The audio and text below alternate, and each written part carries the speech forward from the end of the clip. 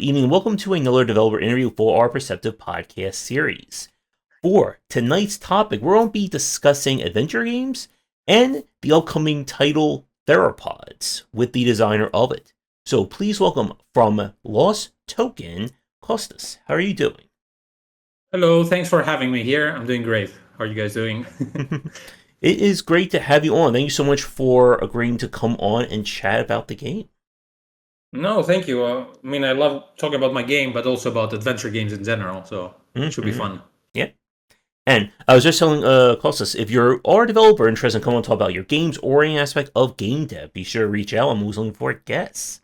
But we're going to have a really great chat tonight. As I was just telling him, I'm currently working on my next book on point and click and puzzle games. So we got a lot on my mind with the genre. So since this is your first time on the cast, could you talk a little bit about like who you are and what is your background when it comes to game dev?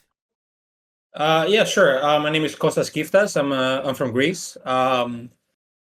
Lost Token is basically myself and Sarah Deffel Harding, who like our company's in the UK and Sarah lives in the UK. So it's we both I'm the co-maker of the game in that aspect. So we're both making this game. Sorry, I know I'm introducing myself. I'm introducing my team too. Matt Frith is also on our team as a programmer and a pixel artist. And I guess my background in games. This is our first commercial game, Theropods. Although it's been going on for a while, the development of it. But technically, I basically started as an animator. This is my bachelor's degrees in animation. So I sort of eased into game development because I thought it would be cool to try my animation skills into video games. So I have no coding background at all. I always like work with someone who knows how to code because I don't know. I know I can learn, but I kind of like get so intimidated every time. Like, okay, I'll do everything else but that. So I went through animation into game development, and I guess in a way, adventure games were kind of like I could wrap my head around designing an adventure game in a way because I played so many that I was like, okay, this is there's no formula really, but you're kind of like they're sort of like most of them, I guess all of them are linear, so you can kind of like you don't have to design systems or anything like that. It was easy to wrap my head around, and also because in our animation course we're also basically encouraged to make short movies, so it also tied in with a narrative aspect of it, and it seems like a perfect fit to jump from like the animation world into video games. I guess that was your question, right? If I have answered it correctly. And for people listening, what's kind of the elevator pitch for Theropods? Theropods is it's a point and click adventure game. It's pixelated. It's in a world where humans and dinosaurs coexist, and it's sort of like it's an adventure game that has no dialogue or no text. So kind of like closer, I guess, to games like Machinarium or like Goblins, the French game. And it's sort of like it's an homage, obviously, to like point and click adventure of the '90s, at least visually. And it's story wise, it's about this peaceful tribe of humans living in this world. And at some point, like a giant stone comes from the sky and into their village, and it's like a yellow stone, and everyone's worshiping it. And this attracts like a hostile tribe of barbarians who like enslave the village and kill everyone. And one of the humans basically escapes, and their goal is to come back to the village um, and help her tribe and get everyone free. And sort of like along the way, you kind of like along the way on the trip back to the jungle, you sort of like we sort of like use the different areas for different puzzles that you have to solve, and usually dinosaurs are like the obstacle in this. So you basically you don't per se fight dinosaurs, but you have to outsmart everything because everything wants to kill you or eat you. So you have to be smarter than them. So we thought it would be a good fit with uh, it would be a good fit for an adventure game, and also it would be a good fit for not having any dialogue or text because it's supposed to be like primitive humans, so they wouldn't speak anyway. So they kind of like speak in gibberish, like kind of like the Sims talk or something like that. Mm-hmm. And I said a few minutes ago with like growing up playing adventure games and wanting to make something. Was like Theropods kind of like your like first idea to like kind of go out on your own in terms of game dev, or do you have like other ideas? I guess like what made you settle on Theropods to be like your first commercial game? To be fair, I did. I played around my first, not commercial game, but I made like my first game when Flash was around and Newgrounds, those websites. So I did a beat 'em up with like a small team, and then after doing that, we wanted to make an adventure game, but we didn't know what. So we the first version of Theropods was like part of a game jam in 2016, I think, or 2015. So this was a way to like kind of like the theme was adventure game, so it was pretty like we were gonna make an adventure game anyway, and this sort of like came around. So I guess it did come out because like the opportunity presented itself, and we had 2 weeks to make it. So we were like, let's roll the dice and see what's happening, and that's how it sort of moved from there because we had positive feedback from that, and then we kept like making the game and iterating on it. Hmm. And with the Theropods, are you using Adventure Game Studio or some other engine for developing it? We actually did use Adventure Game Studio. The funny thing is, we've been developing this for so long. We probably changed around like 4 or 5 game engines into this. So we started with Flash because like the programmer I knew that I've made the beat 'em up game from Newgrounds, he was our first programmer for Theropod. So we made this in ActionScript and Flash, and then we wanted to make like the full game, but he only knew Flash at the time, so we had to find another programmer. So we went with AZS. We did make a pretty good prototype up to like the current demo I think that we have. We like sort of had to remake that when we changed engines. So we did Adventure Game Studio, but the issue with that was that we really wanted to like find a way to port the game and find a publisher at some point, and we knew that Adventure Game Studio was like notoriously difficult with porting.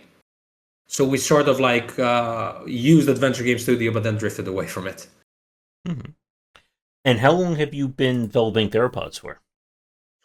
Yeah, well, I guess, well, technically it's been around 10 years if you count that the first version of the game has been in the game jam in 2016. So it started then, and then slowly we decided that since there was interest in that game, we wanted to make a full version. So we went with a Kickstarter campaign, and that launched in 2019. So before that, because we didn't have any coder, we had to like sort of make a trailer out of like the assets that we were creating that were supposed to be used in the final game as well. So we sort of reversed engineered the process of like this is what the game would look like, and what you're watching in the trailer is sort of like it's animation, but it will be the assets of the final game. So we made a trailer. We hit our goal. We got funded on Kickstarter, and since then, I mean, there was a pandemic in between all that too. And then we've been looking for a publisher for a few years, and we actually managed to get one a year and a half ago. And since then, it's been going like technically the full development has been 2 years, I would say. But if you count the first version, it's been 10, and if you count the Kickstarter, it's been 7, which is like a number that our backers keep reminding me. Like it's not easy to forget, but fair enough, we've been pretty late. Yeah, I mean, especially with like how much like the adventure genre has really like grown over the past decade. Like, you say you started about like 10 years ago. Like that would be like 2016. Like that was kind of like in like that kind of like weird period where it felt like adventure games are like starting to get like a little bit more of a resurgence. At least resurgence in terms of the mainstream. Again, like for people listening to us, there have been adventure games like the adventure genre never really died. As we said a minute ago with like Adventure Game Studio, that's been kind of like carrying the torch of the genre now for years. And like I would say, yeah, like the mid 2010s was like really like this period where it felt like a lot of like new like indie developers were like either like coming onto the scene, or we're hearing more about like kind of like the like newest generation of the adventure genre.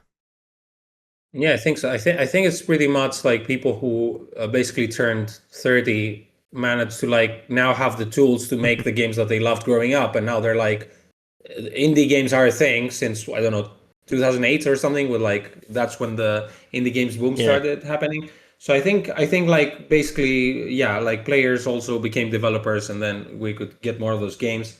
I think around that time, I don't remember if it was before that. I think Telltale became really big as well with Mhm. the adventure game, so that's another like kind of spin-off thing.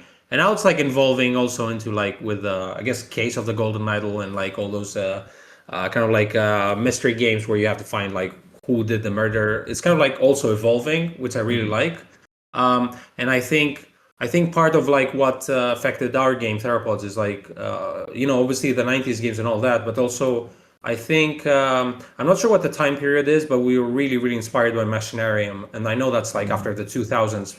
I know it's after the golden age of adventure games, but that was like had really big impact on us because it showed us that you can make like an adventure game kind of like a form of art on its own, and you don't have to use any dialogue, and you can still tell a really cool story. So I like the way adventure games have also evolved in that aspect, I guess.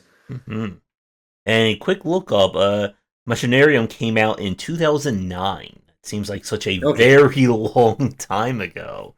Yeah. Yeah, I know. But Amanita Design, I really love that studio. Like Hmm. they have a new game coming up now, I think, right? Like, or it's out Yeah. now or something like that. Yeah.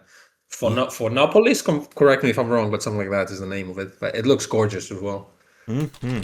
Oh yeah, and But the production values are so good on those games, and they're so like funny and like thought out, and also like one of the challenges of making a puzzle game without any dialogue. Like I really admire like their design and creativity to be able to do that, because sometimes like I discovered this designing a game like that, but I'm assuming like dialogue and text can be a crutch sometimes to like sort of like, because it's the easiest thing in the world. Like you just get your point across with text, and if you don't have that, then you have to like think outside the box all the time. And Amanita Design has been doing this like really really well. yeah. And there's also like the challenge of when you just throw so much dialogue in that it just kind of like completely bogs down the game and it just Yeah. slows it to a snail's crawl, because we've seen that with a lot of lesser adventure and even visual novel games where it's just Yes. so much that it just overwhelms the person. Which I also understand, because because as we said earlier, like the one of the reasons the game took 10 years to make is because like this is a very stupid thing to do production wise, like because if you have dialogue and text, that like shortens your production cycle a little bit, because you can use text to like get your point across. We couldn't do that. We had to create like new animations for everything, because that was like the way we thought the game would be and the way we designed it.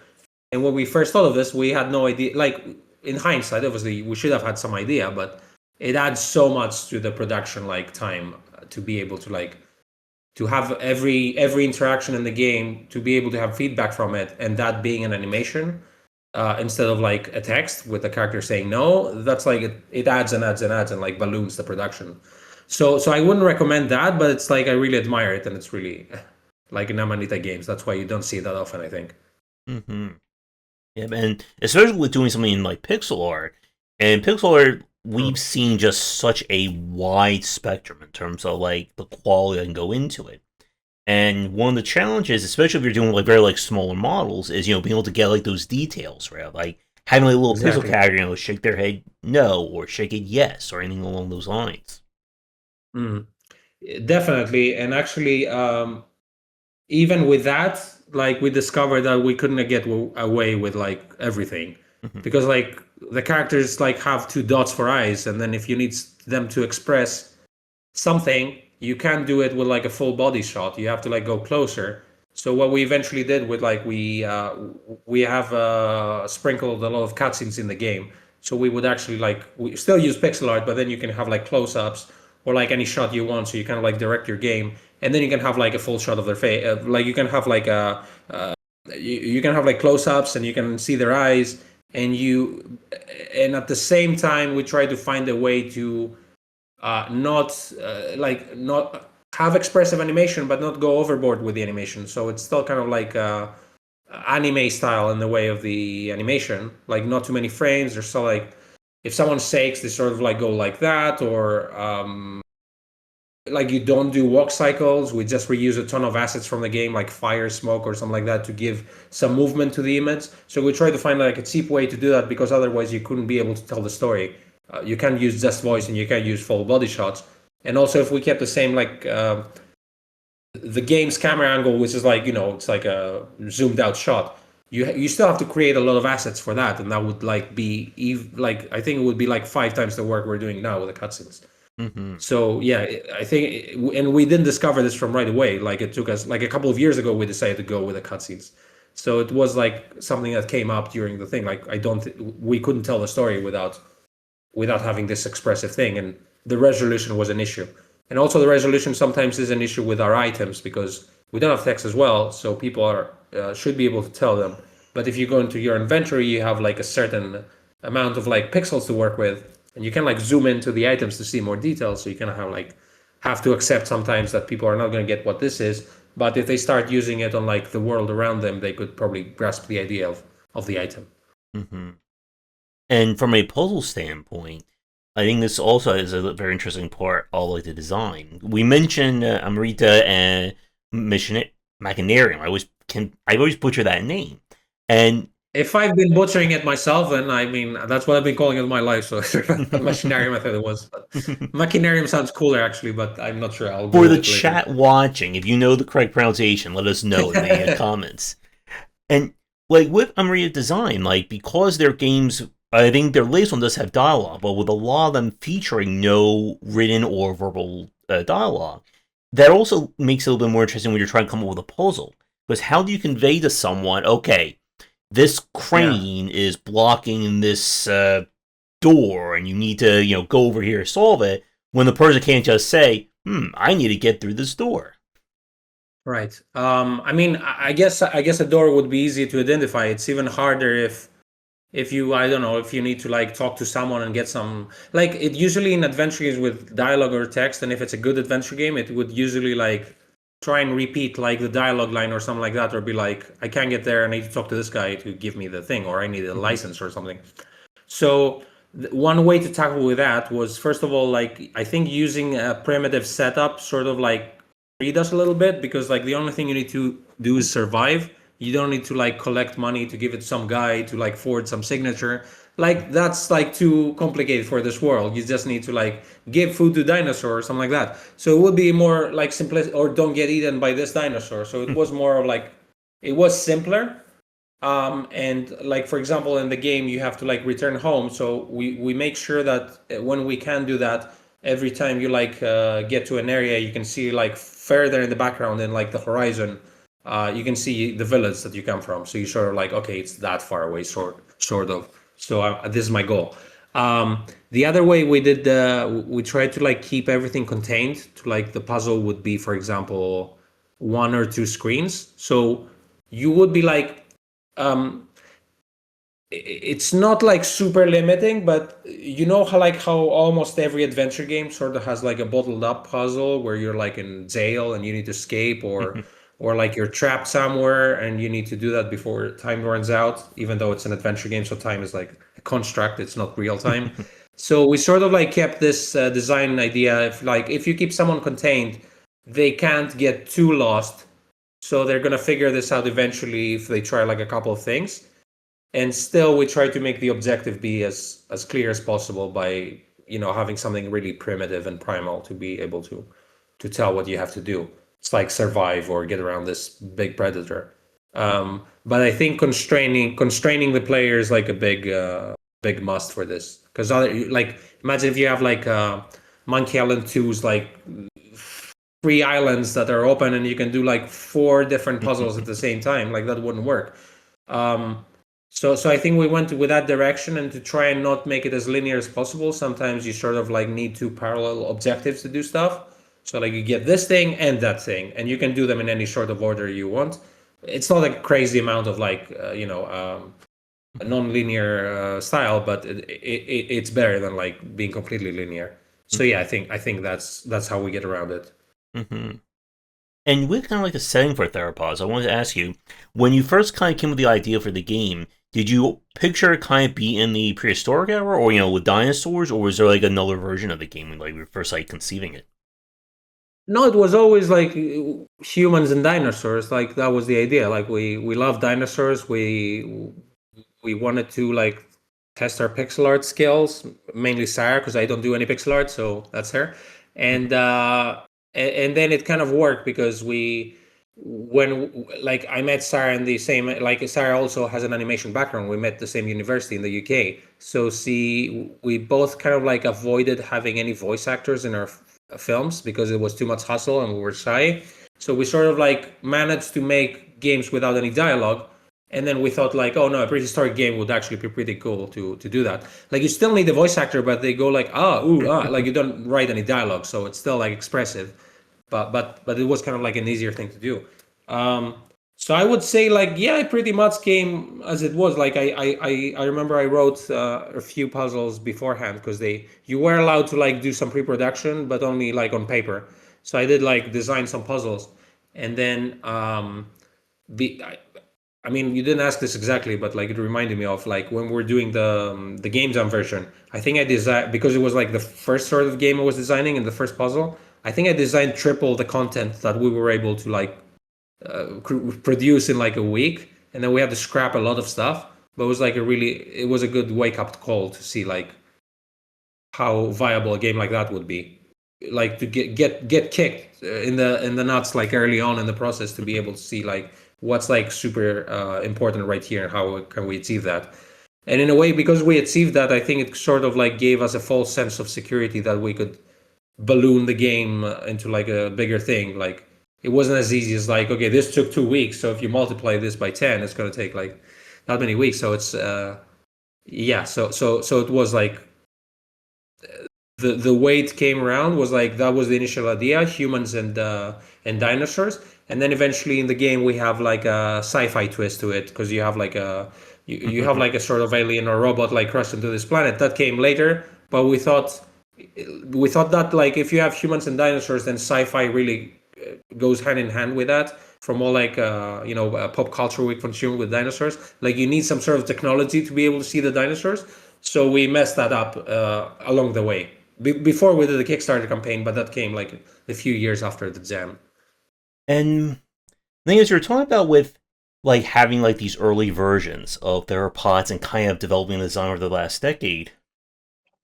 In terms of like puzzle philosophy, how much like has that changed? Like with like kind of like your thoughts with the game over the years? Sorry, in what way do you mean puzzle velocity? As in like Like designing the exponentially making them harder, or? puzzles, like design the puzzles, the complexity you wanted, Okay. that kind of thing. Um, I think story came first, and then um, I'm trying to remember. It's been 10 years. I think it was. We knew we needed some sort of like we sort of reverse engineered it. Like we knew she needed to start from a village. We knew we needed to see the invasion, and then we knew that we needed to see a few parts of the world, and then she comes back to the village. So then it was easy to like come down with the beats, but then it was a matter of like what kind of like things do we want to like add to enrich stuff. So if, like again, I managed to like overscope the thing, like add way more areas in the game that they were needed. I designed way more puzzles, and then we sat down and looked at the whole thing and went like, what do we need to tell the story? And then we started removing stuff and kept only the stuff we thought needed to be there. In terms of like puzzle design, I would say because like design wise we had two different playable characters. So then the issue was like, when are you going to play with one? When are you going to play with the other one? Are you going to play a puzzle where you play with you switch between them? And then are you going to play a puzzle where you pick which one you want to play as, and then you can pick the other one, and then they sort of like come together. So that's the way we approached it, and we were like, this is her puzzle. Then we introduced like the other character.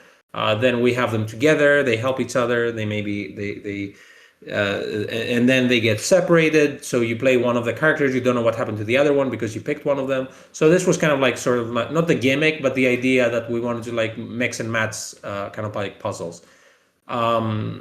I guess like another more minor thing was like sometimes. So first we have some contained puzzles, and then we have still contained puzzles, but we're sort of like have like it's a long screen that's like scrolling, but you're like sort of like we enclose you into this part of the screen, and then you solve this obstacle, and there's more of the screen to go on, and there's more of the screen to go on, and like there's more puzzles in the same background in a way. So we tried to do that like vertically. Then we had the puzzle where we did this like horizontally. Then we did a puzzle where we did this vertically, and you kept like going down or up like this level. So like sort of like things like that. We try to keep it fresh. We try to keep like switching characters, things like that. And then still kept the same contained puzzle philosophy into this.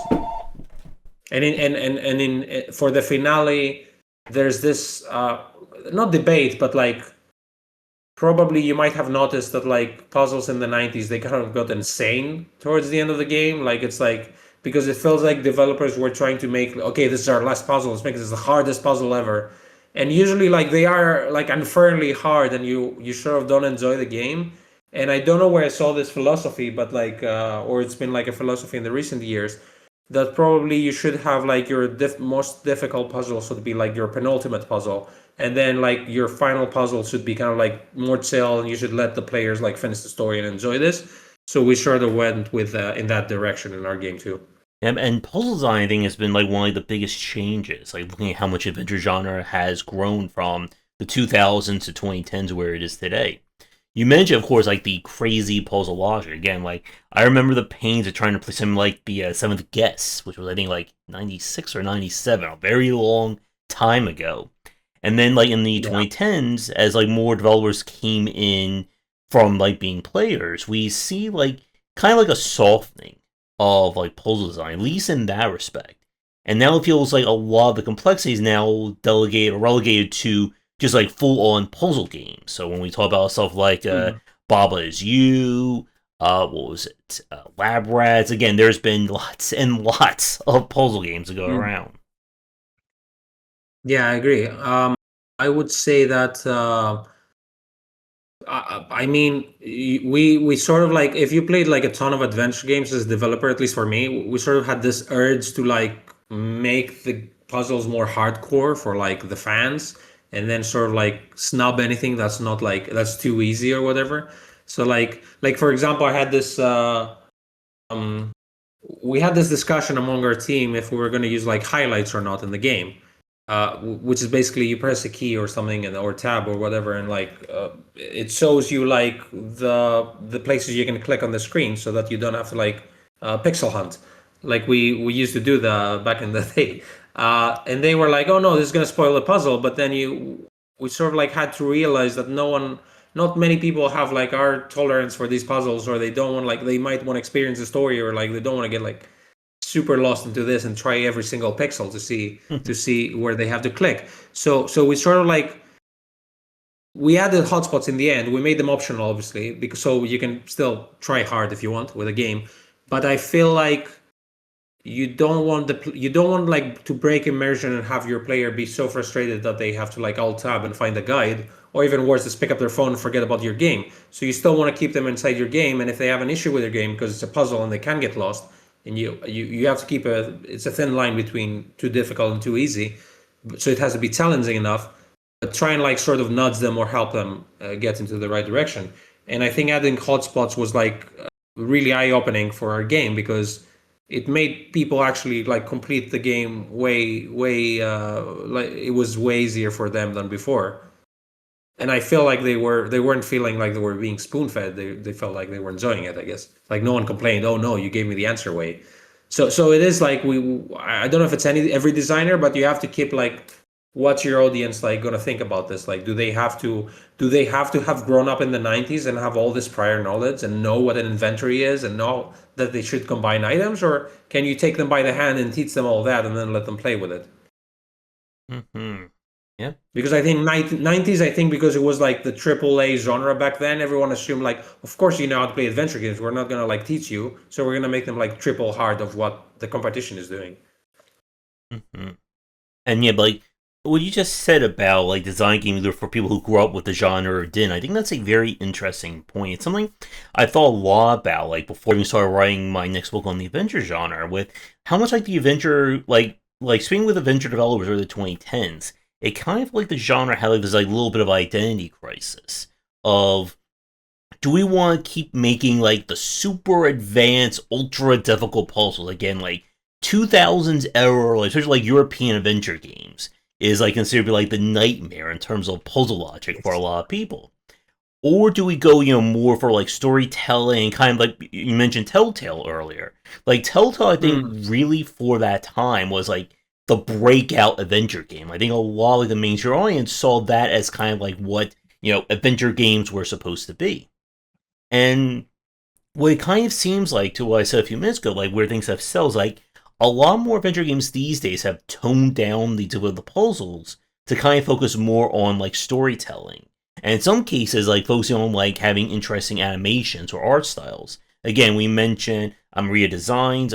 There was a Harold Halpert, I think that came out last year, was the stop motion adventure game. I think that was in development for a very long time as well, too. Yeah, but I mean, you can tell from looking at it that it's like Mm-hmm. it's super detailed and super gorgeous. So yeah.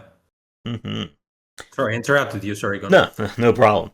And I just kind of want to get like your thoughts as someone who played these adventure games, who grew up with them, and then started making them. Like, what do you think about the adventure genre like today in terms of like playing them or like what the market is responding to right now? Right. I mean, as you said, like they're obviously alive and kicking. There's so many like good adventure games. Like I don't know if you played The Drifter, but that's like my Mm-hmm. favorite game of the last, I don't know, 15 years, like adventure game wise. And this is a good example of a game that's like it's gorgeous to look at. It has like amazing narrative that's really gripping. And I think they're even like marketed as like a really fast-paced adventure game, if that makes Mm-hmm. sense, because it's also a game that sort of creates like this it creates an urgency, like you might die even though you don't like specifically like die in the game as if you would in a Sierra game. So it's like there's definitely a lot of good adventure games coming out, and but I think in the back of like the indie developers, it's like I actually want to sell this game. Like I know there's people who played the games in the 90s, but they're not that many to justify my production costs. So I need to like introduce like a new audience to those games and also like make them as enjoyable as possible and not like not rehash the same things that happened in the 90s, because 90s games were amazing but sometimes they were like insanely hard for no reason, and they didn't have like their phones back then to pick them up whenever they get bored. You could like buy this game and like be with it forever, like for the next few months. So that I think developers became more savvy in the way, how can I capture the audience's attention, how can I get people to play like point and clicks. And the good thing with point and clicks is like you sort of like when you get into this wormhole, I think, of like adventure games and recent ones, you sort of like want to play like all of them. And they're like really enjoyable. They're like I enjoy like the pacing of adventure games because you can like just leave your screen, go to the other room, and then come back and like pick it up from like where you left it. Um, so there's like it's still I think a little it's a production wise, I think it's a genre that requires a lot of work for like for example, like I think our game, like it took 10 years, but and we're playing hard mode because we don't have any dialogue or text, but I think our playtime is around like 3 or 4 hours. And if you think about it, it's insane to like the assets that you have to create to like end up with a game with like that much content. So adventure games have this issue where like they have to keep pumping out. It's kind of like RPGs. You have to like make a lot of new content to be able to tell your whole story. So they're not that friendly production wise, and that's one of the reasons I think that's why not everyone's making adventure games, because they cost like so much time and money. But I think it is a beloved genre, and it's interesting to like when it's very cool for me when I find people who haven't been playing adventure games and they get drawn to our game. Like we exhibited at Gamescom in the summer, and I had like a lot of younger like people who were like in their 20s and they were really hooked up in the game. And I was like, "Have you ever played like these games?" And they were like, "No, my first time." And that was really cool to see. I think like yeah, or there were like some younger people who were like just discovered adventure games and were like, "Holy shit, what is this genre?" So it's kind of like it's not mainstream in that aspect, because you could be 20 years old and have no idea what adventure games are. So in a way, I think you sort of need to like grasp people with the visuals is the way I would do it, and then like try and ease them into like the game, and then they would discover like what it is.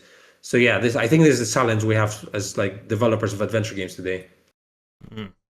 Yeah, I think that's a really good point. Like, I interviewed a few developers who were working on like modern retro CRPGs. What was it, like Skull, the what was it, Black Priory, and I think there were a few other ones.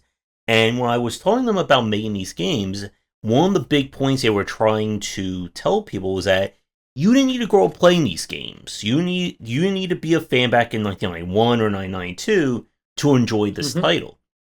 And a lot of that, I think, also goes again with the design. And again, like for people who listen to a lot of these conversations, we've talked a lot about kind of like the pain points of a lot of these genres, especially like 80s and 90s. Again, with adventure games in particular, the nightmare puzzle logic, the ever classic, oh, you didn't pick up this one item 50 scenes ago, well, now you're dead. How did you, why didn't you know to pick up the stapler in that or one or corner? even or even worse, you just like click the wrong step while you're walking in the game that's about walking, and you just die, and you're like, how am I supposed to know that? Like, you feel Mm-hmm. angry at the game for killing you. Mm-hmm. Yep. And like to go back to the point I was saying a few minutes ago about kind of like that like growing that awkward growing phase the adventure genre had to do in the 2010s was this idea of, again, a lot of people who play adventure games, either they are the super hardcore, I've been playing them since like Zork and King's Quest, or this is my first one, or maybe I play like a newer one.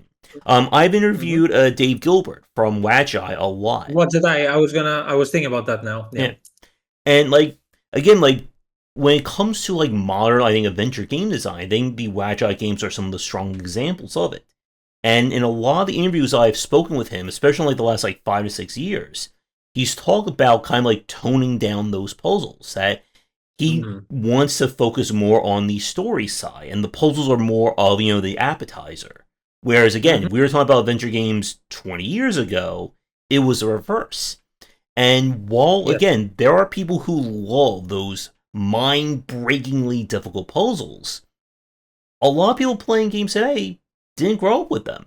Just like with CRPGs, a lot of people playing them now, they didn't play stuff like Ultima or, was it Baldur's Gate 1 or pick like any major one.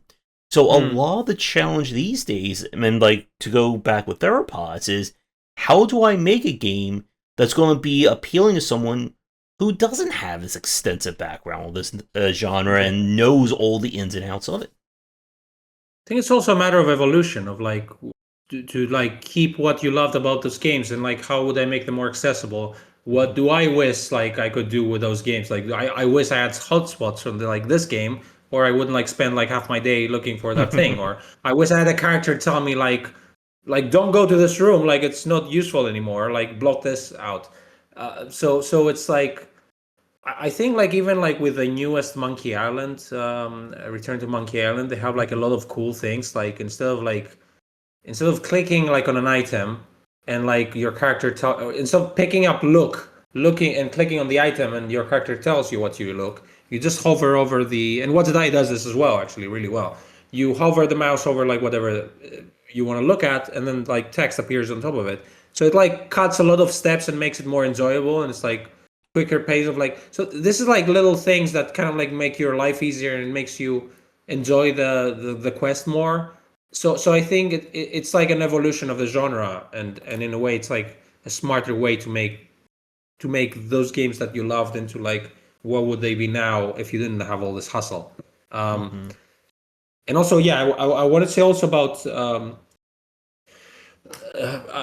I guess it's like also what has remained from back then, and like is it's like franchise adventure games, because like people like the Return of Monkey Island game was like part of the franchise, and they still made that. Like Broken Sword is being done so many times, and like there's Kickstarter just finished now for like the second part of it, and What Did I had made like their whole catalog of like games as well. So it's like I think those games really benefit from like having like sequels or like a big like name on top of them, because which unfortunately, because they take so much time, like it's hard to like make a backlog of them. But I think they really, if you like, you can sort of like educate your audience that this is like the style of game we make, and then they look forward to your next game in a way.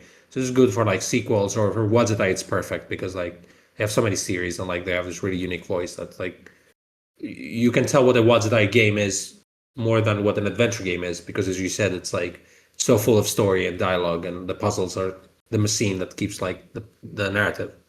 With like kind of trying to again like bridge that gap between like new and old fans.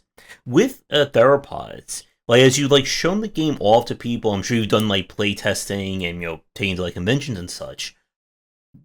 I guess like has like their feedback like influenced like the design or the structure of the game? Like were there any situations where someone got like either like really stuck or someone said I really love this part of it and like you felt like you wanted to like change or like grow the game around those lines or adapt to it? Um, I mean, I think we struggled.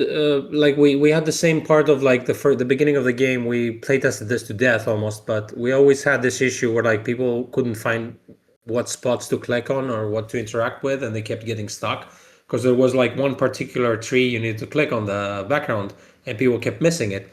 And then as soon as we added hotspots, everything solved itself magically. So like I think that was like a big thing, like to make it easier for people to be able to like click on stuff. And then they were like, okay, as soon as I know this is clickable, then I can probably solve the puzzle. Um, well, at the moment, like we've been doing extensive beta testing, and it's not an issue exactly because we can sort of like anticipate most of the issues, I think, in a way, because the game is not like too complicated and the puzzles are very linear. So like we for example, like the cutscenes at the moment are kind of like rough. So if some people are like not getting the story right now, but I fully understand that like if there's sounds missing and everything, it's kind of like annoying. So I felt very confident about that at the moment that it should work. But there's other stuff like the hotspots, for example. At some point there, we had a red color on them, and sometimes if you put them against red background, you wouldn't be able to see them. So we changed those into white. But then people were like, not this is confusing. Why is this white? I thought it was an exit. So then, based on this feedback, we decided to make it like fade from red to white constantly. So then, whatever background it's on, it's gonna fit. So like little things like that. Like people suggested other stuff, like have more save slots, things like that. So we try to like every time someone said something that we haven't thought of, we try to change it, and then the other way around, if they don't complain, then we're just not going to do anything about it for now because we have a lot on plate. So I think at this stage it's little things because we we mostly played the first part to death, as I said, and I think from now on it's more of the same.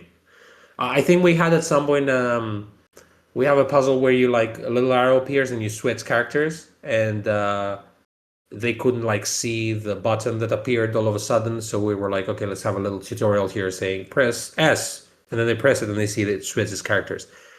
So little things like that, or like make the tutorial more like. We had some people at like conventions and they were like immediately grabbing the keyboard and not knowing how to play the game. So we're like, oh, it's a mouse game. So then as soon as the game starts and the cutscene like ends, we have like a pixelated mouse being animated and like a little click on it. So then they know, okay, I have to pick up the mouse. So like even that, as we said, like you don't need to like play adventure games in the 90s, but even like grabbing your mouse and using it is like a thing you have to tell people who have never played those games, right? Mm-hmm. So things like that. We have to keep in mind how would a person who's never played this game be able to like play it? Like I even play tested with my mom up to a certain point, and she wouldn't know adventure game, but she still could tell, okay, I use the mouse, if I click, I go there. So she solved like a first couple of puzzles, and she's never played games, let alone adventure games. So this was kind of like our way of thinking. Mm-hmm. And in terms of like onboarding, that's a very interesting question because again, like the adventure genre, much like platformers, has been around so long that a lot of people feel like that knowledge is kind of just like baked into everyone. Press left and right to jump. Move your mouse over here, click on this. What was it kind of like the onboarding for a game like Theropods, especially with the fact again that you don't have a character who can say, I can click on this, I can use that. Right. Are you talking about design wise or kind of like designing like your onboarding for the game? And how would you define onboarding? I guess like the tutorial. I guess like the tutorial, like how someone clicks, like again, like the first time experience.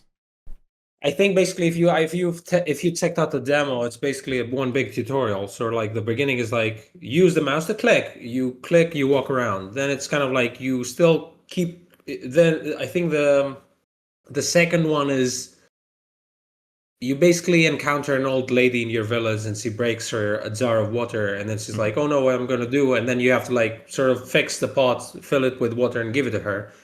And then when this puzzle happens, we're like, press 8, and you press 8 and you see all the hotspots. So you're like, okay, that's what I can click on. And as soon as you pick up the 2 pieces of jar, then a button appears that says press I. It doesn't say press, it says I. So we don't have any text other than that. Like a little a key from a keyboard being pressed. Then they press I and an inventory opens up. So then you're like, okay, you can pick up stuff, you have an inventory, and then it's a puzzle easy enough to know that I need to use these items to like do stuff. So our way of thinking would be like if it was a more modern game, you would have like two things that go together, a piece of paper and like a pen or something like that. So you would be like a cigarette and a lighter. So you would be like, okay, I need to combine these because they make sense in my brain. Like they go hand in hand. So we have like two pieces of like the pot that are like similar but broken, like identical but like flipped and broken. So that's why we try to introduce people. Okay, you have like items in your inventory, and then the third puzzle after that, I think it was like a hide and seek puzzle with that you play with kids. So you kind of like you still walk around, you click on stuff, more of that. And then the other mechanic we have in our game is sometimes you can sort of like click on characters, and your cursor becomes this character's face, and then you can sort of like use this character as an item on like the world around you to tell them like, hey, can you go there and help me? And that was like the third puzzle. That was really simple. Just like something is like really high up and you can't reach it. And there's a character who's taller than you, so like, can you help me reach that? And they do that. And then we sort of like drop the players into their first actual the first actual puzzle, which is sort of like try and test out what you've learned earlier. You have an inventory, you talk to people, you pick up items. You sort of like you have a spear in your inventory, so you sort of like figure out that this is like your Swiss Army knife. You can use it like on many occasions, and then you take it from there, and then you start like iterating things like, oh, then you have another character, or he has this thing. He doesn't have a spear, but you have some flame, so you can use that. So it's kind of like that, and then you play around with like different characters. You switch them. You go up. You go vertically. You go horizontally. Stuff like that. But yeah, I think that was the way we were gonna teach people how to play the game, and it sort of like seems to have worked. And with like difficulty in terms of like designing the puzzles of theropods, with like how long you've been working on the design for it, I guess as we've said, you want to design the game around someone who hasn't played adventure games, or someone who hasn't grown up. In terms of complexity, like I guess what was kind of like the philosophy, or how did you settle on what puzzles or what kind of puzzles you wanted for theropods?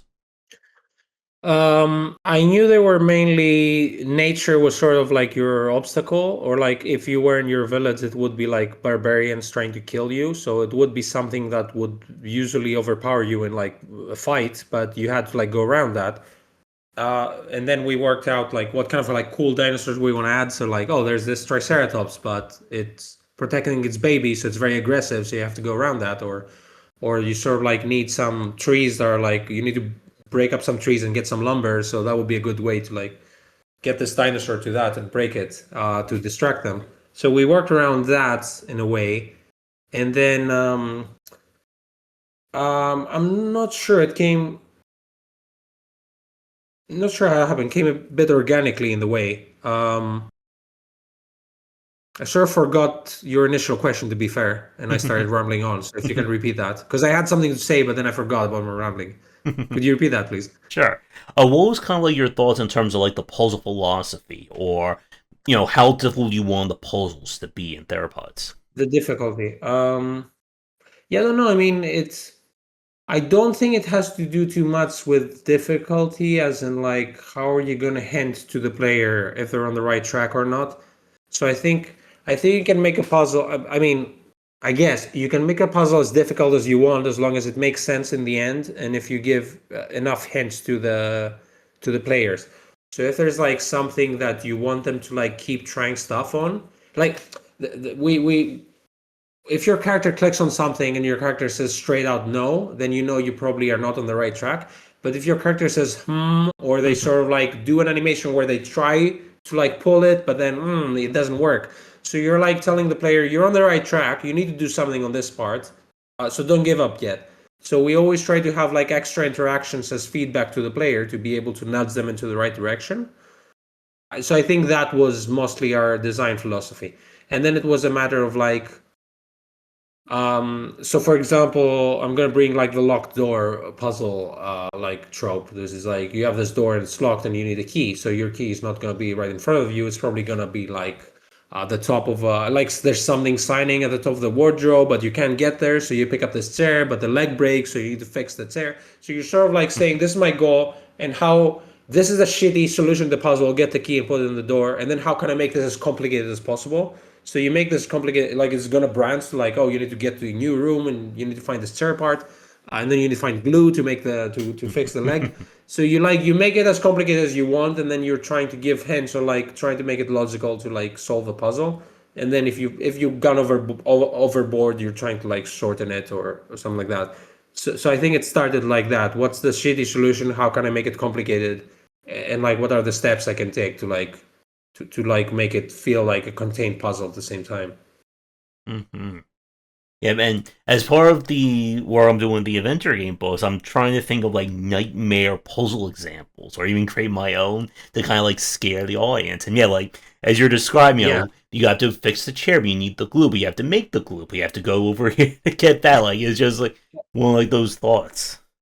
And I think another thing is like because like we didn't think because we have like again we have like really contained areas. If you like have like four of those areas at the same time and you can go back and forth and the game doesn't like put any limit on you. Like we always try to put this limit on like you went to this room, now you can't go to this room again because it's useless. And like the drifter does this really well as well. Like the drifter doesn't even let you click on like items that are not useful to you anymore. It has like you hover over the mouse and it has like an X. It still says a piece of text, but you're like, okay, I'm done with this. I'm done with this. So you basically, I think the older games issue was like that everything seemed to be an option for me to solve a puzzle. And like when you design puzzles now, you have to be like, okay, you had 10 options. Let's take away 8 of them. So now you only have these 2. So now you're not going to get too overwhelmed because you don't have that many things to do. But still, like you sort of like you put an X on all those other options, so you still did the work, but we're not gonna like let you wonder, oh no, did I miss something, and like keep wandering around. So I think this comes to design psychology, design philosophy. Yeah, and well, with like your example, like limiting what the player has access, or limiting the number of verbs, it is always like that challenge of again, like how much you want to throw at the player, or even giving them feedback. Your example a few minutes ago about like if something is wrong, the character goes to go like versus if they're close or maybe they have one item right, and you go or they have some other feedback. Like a lot of the old adventure games was like here's 70 items. They're going to have the same exact reaction no matter what. Yes, and it's like and not only that. Not only that, I think they were like being aggressively negative. Sometimes your characters, it was like, are you stupid? That doesn't go together. And you're like, man, I'm trying to solve this puzzle. I don't need the abuse from my main character. So then they like even like stop you from like wanting to try stuff. Like I'm already pissed off with not being able to solve the puzzle. You don't have to be like quippy with me as the main character. Yep. Or you have like I remember like an article sometimes about like how like the adventure game character is like the most like psychopathic character in the world. Like they're figuring out how do I destroy this man's life using like a rubber chicken, a pile of nails, and something else. It's part of like comedy games though that because you sort of like you don't care about ruining other people's lives as long as you get to your goal. So it's kind of like funny, but yeah, even in like unfunny games, I think sometimes there's this crime of like I'm gonna like. I don't care about other people. We sort of like do that in the game too, but like you always like it's not like you kill a dinosaur to do something, but you might, I don't know, like feed a crab to like some dinosaur to get past it, and even that is like, oh, okay, I'm not sure. But you still like, yeah, you're right. Like many characters in adventure games are psychopathic, and it's kind of like it's kind of like I think Monkey Island started that, but Monkey Island's like really funny, so like it makes sense because Guybrush is an idiot, and that's like sort of the appeal. But I think that kind of like was mistranslated into like more modern games. And to a point that you're saying earlier about like having to be able to like see all visible hotspots on the screen, like to me, like that is just like a no-brainer in terms of approachability. I know some developers don't like that; they feel like it's kind of like giving it away. That exactly that the red book, the pie, the phone book down here; those are the only interactables in this room. And like I think another good example, one that like always like drives me crazy when developers don't have it, is when there's no ability to kind of like fast walk or skip the walk animation. And it's like this is like 7 screens long. You have to watch your character slowly walk from one end to the other. I must say we are also not doing that, but it's like it's so short to click from one place to the other to change screens that I never like thought it might be an issue and no one said anything. But I think you're right that if you have a game that you're already frustrated and you want to try stuff and move on from point A to B, and it's taking even longer, this is like, waiting for like, it's like being on the internet in the 2000s and waiting for a picture to load. Like you want a basic function to happen as fast as possible, and it's not. So like that's one example of like how you can make a modern game to be like acceptable in today's standards. I think even Sierra did that where they were like you could pick the speed of your character walk, but then everything was like insanely goofy and Yeah. fast. So even that didn't solve the problem to it. I guess the best thing to do is double click on an exit and then you just like immediately it fades and goes into the next room, and that's like totally acceptable. But it is infuriating, especially if you're stuck for like an hour on a puzzle. And one thing I want to ask you about in terms of like the story of Theropods, because we've talked during this conversation about coming up with this game. There's no written dialogue. There's no text telling the player you must do this or your character feels like that. What was it like thinking about the story, like telling the story when you know that there's going to be no verbal dialogue, there's going to be no text to kind of like push the player through the story? Right.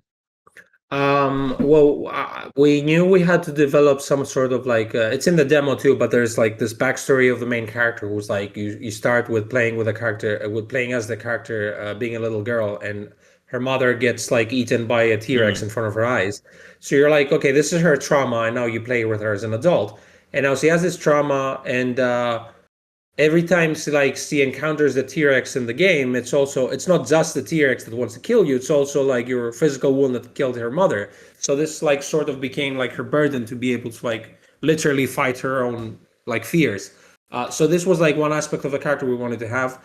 And then the other aspect is like without going too much in spoilers, it was about she's teaming up with like a person from space who like comes down, and they need to get this crystal that falls into the village, so she's to power up her spaceship and go back home.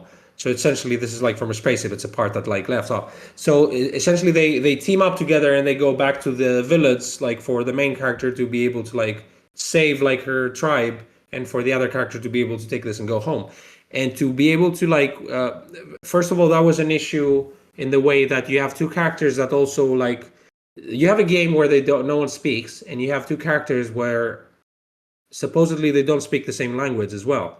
So you need to be able to like they need to be able to understand each other, and you have to be able to understand them. So that was like one of the issues. So we try to use things like we've been using the cutscenes, obviously, as I said earlier, so you have more emotion and close-ups. You have some flashbacks. The part of like the spaceman's backstory comes through holograms, so we try to like use images for that. So it's sort of like that was the basis of it. Like these characters, they have these simple backstories that you can tell, and then they're like, what is their goal, what is their burden, and how are they going to get around this? So we sort of like weaved this like kind of like personal arc into like the main story, which was like simple. Just go back to the village. You know, this is your final act. You know, you have to fight like the really bad guys that like kicked you out of the village, and we sort of like worked around that.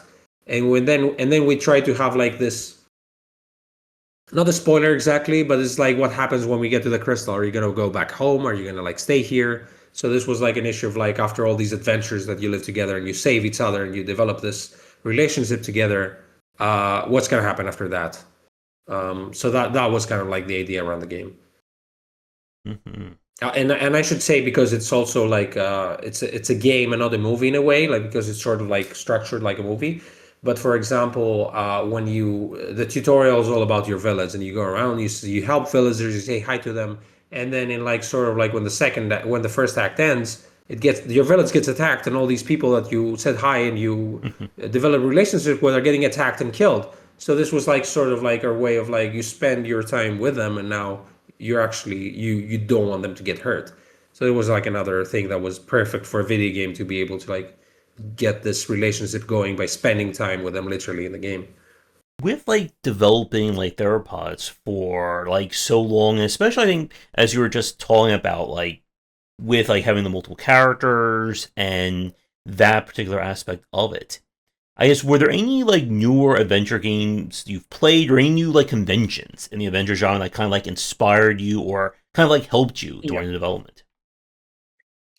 I would say Adventure X in London definitely is like a really like beloved convention for me because I think it wasn't for Adventure X we wouldn't have gone into adventure games myself Sarah and I because like there's so many cool developers making games that we met. There's like a really loving community. We're making the game in Unity and we're using this plugin called PowerQuest made by Dave who made the Drifter. So it was like we knew, same as Adventure Game Studio, we knew we were going to have like support and help if we got stuck. So that was like a big thing for us. And then it's really lovely to have a community that you can like bounce off ideas and play each other's games and talk about game design theory and ask them if like what do they think about this puzzle or that puzzle. So I would say Adventure X for me has been like one of the like it's a really cozy convention where like for any fans of adventure games they can afford to get there. Um, so yeah, I would say there's like it also like with any genre you do, it starts with community and finding like people who are like-minded on you and like because it's technically our first commercial game, but I feel like we've been like through this journey we made so many friends and like learned so much stuff on this genre and the people that make them. So it's like it's a really nice genre and it's like has really really passionate people on it. Um, so I guess if you're asking me for specific games, I would still say what I said earlier with like the Drifter and Wadzetai and with Grunislav games, with Rosewater most recently, with what else? There's quite a few developers like that still make really really good games. I know it's still a niche genre in a way. Obviously, adventure games are not dead. They are dead as a AAA genre from the 90s, but there's like for a fan of adventure games, they're doing better and better. And I like sort of like you wouldn't call them exactly adventure games, but as I said earlier, games like the Case of Golden Idol, which are like kind of like a mystery and deduction games. I really Yes. love the way the genre is going, and it feels like, especially for like the Golden Idol, it feels like really manageable in like scope wise, and it's cool to see those guys like that they make games in the way that they keep pumping DLCs as well because it's kind of like an easy thing. It's an easier thing to make if you have like one screen and then your characters sort of like move around and you can pump out way more games than you would if with a traditional adventure game, and you can like create a franchise. You can make more sequels on this, and there's a cool way to like think about if I'm a developer and I want to make narrative games and I want to keep going into this direction, how can I be like efficient and how can I be um, making this realistically without spending, for example, 10 years on the same game. Yeah. I'm glad you brought up like deduction based puzzle games or deduction based adventure games. That's another very like interesting twist we've seen. Again, you mentioned Case of the Golden Idol. We even go back to something like Return of the Obra Dinn. Yes, that too. The Root The Trees Are root trees are Dead. dead, I think. Yeah. Yeah. And I think that's like always like fascinating to play those.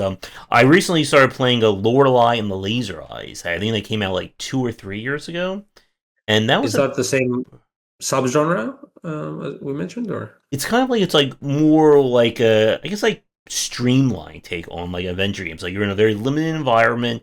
The puzzles like belong to kind of like specific categories. So like if you're trying to like find like one resource, you want to be using like this particular style puzzle. If you're trying to open up like this style of door, you use like this kind of puzzle logic. Huh. And I think it's like very fascinating to see just like how much like puzzle design and puzzle logic has like really like Mm. changed.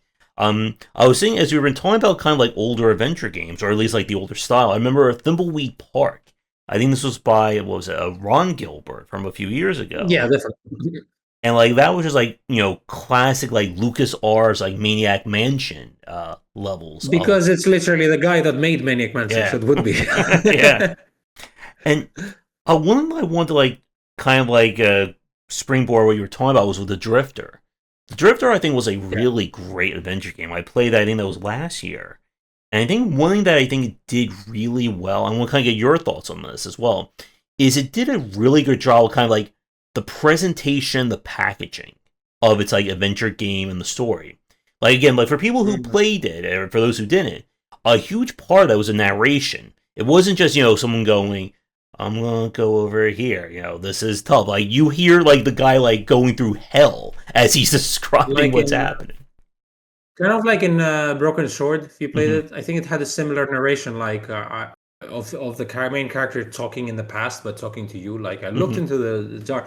This is also. I'm sorry if you haven't finished with your question. I should wait before answering.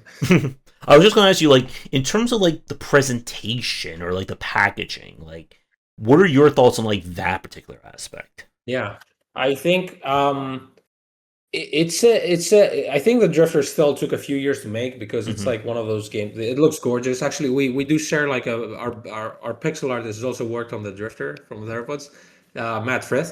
So it does some things really, really well. It still has a lot of production time because it's like a third person point and click game, so you need to make a lot of things. It still keeps, I think they also relatively keep contained puzzles as well, which is really smart to be able to move the story forward. The main character really carries the whole game with his voice acting because it's like so gripping and you want to like keep listening to that voice. It's very cool how narration saves you from a lot of animations as well, Hmm. because sometimes like the character goes, I looked into the hole and like I reached my hands out, and then the screen goes to black and then you hear and that's not like that's some clever way to save some animation at the same time like ignite your curiosity and your imagination, because the game has like so many unique animations, but it doesn't need to have more, so they would be like, okay, let's do that here, and it works really really well in that aspect. And also design wise, as I said, it works really really well when you hover your mouse over things and it tells you, like, it gives you like a little text without needing to click on anything. It has this really cool system from where you have your objectives always on your screen, if you remember, and they're also like parts of, you can use them as parts of dialogue, kind of like Broken Sword Hmm. again. um, so I think it did a lot of things that are really like, yeah, not not revolutionary, but really smart. And then every once in a while you play games like that, and you're like, why was this not always a thing in adventure games, right? Like it feels so obvious and so easy to do. Even like Wadzetai, as we said earlier, we're like hovering the mouse over stuff and then getting like the text instead of clicking on it. Like you sort of like remove steps from like the design process that you you didn't realize they weren't needed, and then it feels like you need to like take some introspection to the genre and be like, do we actually need this part, and like, or can we make this better? And the Hmm. Drifter is like fantastic in that aspect, and it shows that it's a labor of art and they took their time to make this. And it's also fantastic because of like the way it's telling this pulpy and really interesting story, and it has all those moments of like, this turned into me talking about the Drifter instead of Theropods now, but I'm really inspired by this. Like, it's a more adventure game, but it's also this aspect of like creating urgency to like the player. Even if like if you actually break it down, you realize there's no urgency at all. You can leave like your mouse and your computer and like go, and then come back and go for like 4 hours and then come back and it's the same state. Like you don't need to do much. So there's not like really time pressured events, but with like the music and like the way it builds up Hmm. the whole thing, it just like gets you to like feel panic and like you're like, where am I gonna click now to like save myself? So it does this really, really, really, really well. And it does this. It the other thing it does really well is like it keeps the puzzles contained, but also it keeps the story into chunks with the chapters. So it kind of like the game like lets you know that you get this positive feedback loop where I finish this part of the story, it says chapter end, it says save or load, and you like sort of feel like I did something today. Like Hmm. I can like stop this game. It's like reading a book. Yeah. I can move on later. It's like you feel satisfied every time you finish like a little chapter in this aspect. So it does a lot of cool things, and it's like really hard to like copy them without outright ripping it off. But it has like a lot of cool stuff. Yeah, and to that point about having like the chapter breaks, it reminds me a lot. Again, like going back to Wagi with some of their later games. What was it? Old Skies and what was it? Unavowed. Um, That one. Where Unavowed was like a TV series, Unavowed, in yeah, that aspect. Like, yeah. I think like the beauty of that, like from a pacing standpoint, like not only to what you just said, that it gives a player a sense of I beat this chunk. It also I yeah, think allows you more like compartmentalize what the player is trying to do. Like if you say that right, okay, this, and this is all chapter one. When they're finished, okay, now we go here, here, and here. You know that all the stuff that you did, like you don't have to worry about that anymore. You know that item you found, in chapter one, now we're focusing on chapter two. And I think it goes back to what you were saying earlier about removing like kind of like that uncertainty from the player in order for them to kind of more focus on, okay, I have these three things now. This door needs one of Mm, them. Which one of mm. these three is going to be the solution? So you could argue, for example, that like I guess two games that I love, but like famously are like way too long sometimes. It's like Monkey Island 2 and Grim Fandango. So there's like some like quite early in Monkey Island 2 and in Grim Fandango at some point, the game just like opens up this gigantic huge map that you can like go and like go to town literally, and like you do like five different puzzles or six different big puzzles at the same time. And instead now you can just do that, but like have five chapters, right? So it's more like contained, and you can feel like you're doing stuff and the story progresses without overloading you with information and like having this feeling like I'm making the game harder because I throw more things at players instead of like having them solve smaller puzzles that are more like they don't break their head and they let them enjoy the story, right? Mm-hmm. And one of the point that you mentioned, I think is a good way to kind of like start to wrap up this conversation.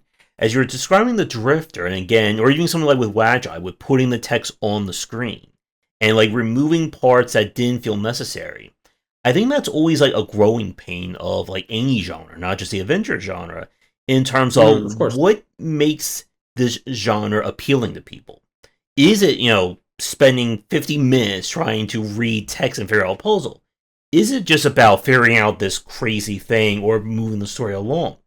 And once again, my voice is starting to die.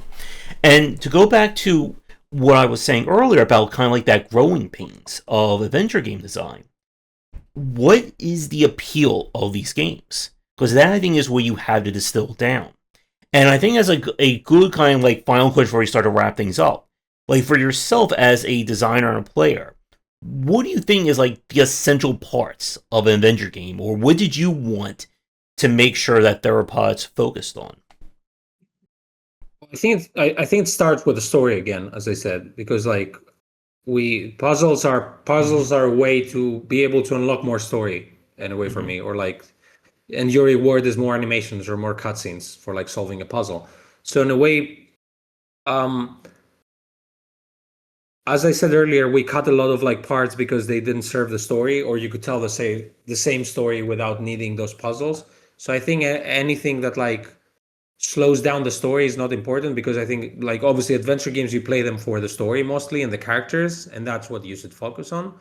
And then the puzzles, because it is a game, otherwise you would be watching a movie. The puzzles should make you feel like, I guess they should always make you feel like smart in the way like, okay, I figured this out myself. I'm happy. This is the satisfaction I got out of this. I outsmarted this, and like this, like as Tim Safer was saying, like to get this aha moment, like it needs to in hindsight make a lot of sense, or even if you can figure it out, it still needs to make sense in the context of the world and not be irrational.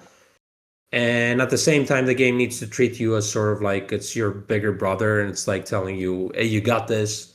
You need to try something there. Did you try something there? So it needs like you like experiencing a story through like exploration and like playing around with things, and like making your brain work, but not that much that you hate yourself and the game. If I could distill it into that, but yeah, kind of, I would say stories first for sure, because I don't think I played any game that was like I didn't like the story, but I like the puzzles of that. Otherwise, I would play Baba as you, right? Mm-hmm. So, with that, before we kind of get into the final wrap up for the conversation, anything regarding the design or development of Theropods that we haven't touched on that you'd like to bring up? No, I mean the only thing I would say is that a couple of years ago, we like when we launched the Kickstarter, we had this idea of having, instead of cutscenes, having like sort of action sequences in the game, but like sort of a run and jump thing where you're like there's something chasing you when you press one button and then you jump over obstacles.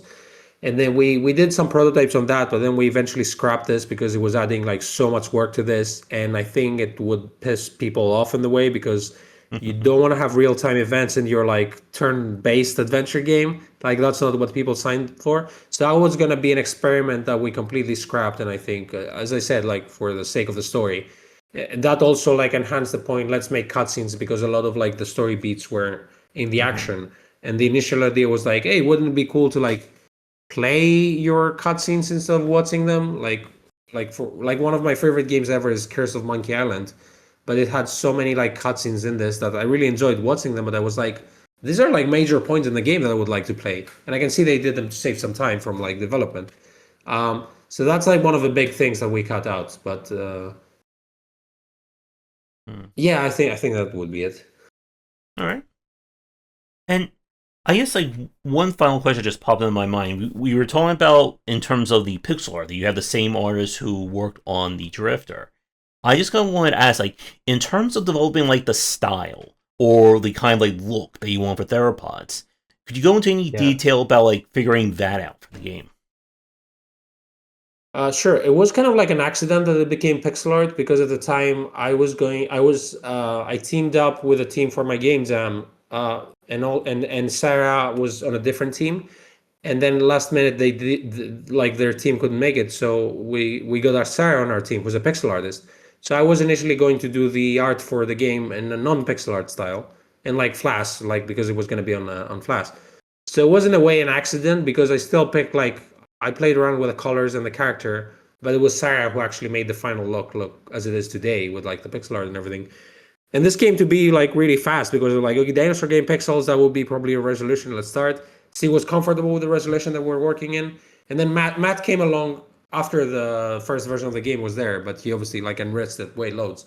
So I think it was like mostly an accident that it became pixel art, and then we stuck with this. Okay. So I guess with that, to wrap up our chat, I guess for people listening to us, so right now, do you have a release date or anything in mind for Theropods? Yeah, right now I don't have a release date. Right now we're beta testing, we're polishing the game. It's definitely gonna come out with it in summer. Hmm. We've been discussing like it's not a matter of like finishing it later than that, but it's a matter of like when's the sweet spot to like hit during the summer so we can like actually don't stress over other releases or anything like that. So we're finalizing the date soon, but yeah, it's gonna be within the summer for sure. It's gonna be playable.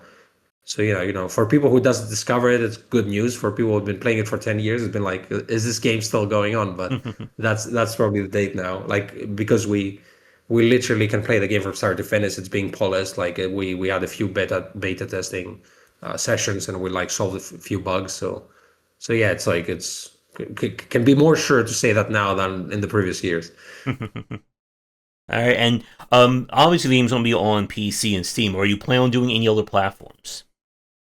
PC, Steam, at some point OS, and then consoles. But right now, because it's our first game, we're like Steam, GOG, whatever. It's like PC still, but let's focus on Steam, and then we'll see. The other thing I want to say is because it doesn't have any dialogue or text. It's also that means that we don't have any localization to do.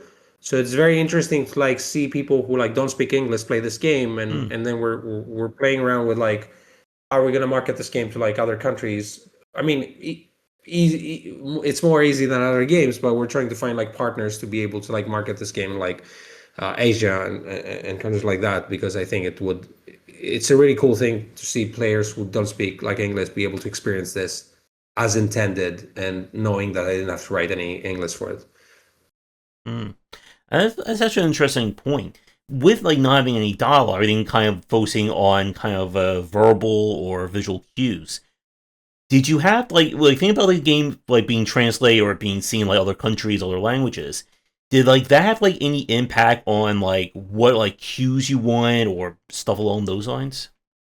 No, I mean it went like no is thinking is so it's sort of like variations of that where like you have like three or four commands like that. Most of the voice acting is like people jumping from a height or kicking something.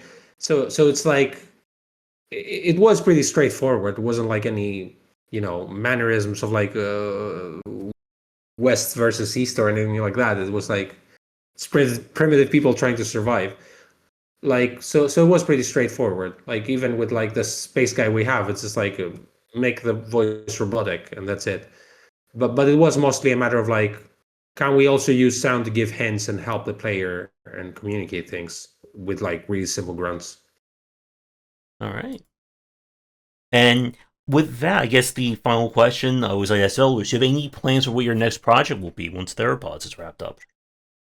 Yeah, I would not like to do an adventure game again, especially well, not in the recent memory, not in like the recent future. I would like to play around more with like a system-based game or a game that takes 4 months for sure to develop. Because like, I mean, I got the game dev bug now, but I would like to make something that's shorter so I can get more experience in the development circle. And if you want to do this like for a living, you actually have to pump out games and I mean, I love adventure games, but if we ever did like something like Theropods, it would probably, if Theropods goes well, it would probably be like a small chapter in the world of Theropods or something like that. So I think it's smart to do like in this genre to do like try and develop like a franchise if possible and do like shorter increments of it instead of like a big thing. So yeah, I still love narrative games, so I would try to experiment with other genres for sure, and also more more popular genres than the point and clicks, I guess. All right. So, the final question then for you for tonight. Do you think you'd like to say to the fans, say anything about adventure game design, just something to take us out? I mean, I think I said enough about adventure game design. I mean, you should check all those games that we talked about because there's like so many cool games being made today. Um, yeah, check out Adventure X and if you want, give us a wish list on Theropods on Steam if you can. That would help loads. All right. Well, Kostas, thank you so much for coming on. Best of luck with wrapping up Theropods. Thank you, Josh. Thanks for having me here, and it was great to nerd out about adventure games. All right. Do you have any social media you would like to mention? You know, Twitter, X, Blue Sky, Facebook, whatever. We're Theropods Game on Twitter and Lost Token on Blue Sky, which is our studio. All right. So, with that, we will wrap things up for our chat. Be sure to check out Theropods. The demo is still available, and hopefully by the time this cast will be up, the game should either be out or coming out really soon. As I said at the start, if you're a developer working on a game you'd like to come on and talk about, or any aspect of game dev, be sure to reach out. By all the many copies of my books, be sure to look forward to my next book on adventure and puzzle game design coming at some point. So, again, Kostas, thank you so much, and in the future, if you're interested in coming back on to discuss whatever you have next, feel free to reach out. Thank you. Thanks for having me. I'd love to. Thank you. Not a problem. So with that, come back for the discussions on game design here, and on game wisdom, where you examine the art and science of games. Until next time, have a great night.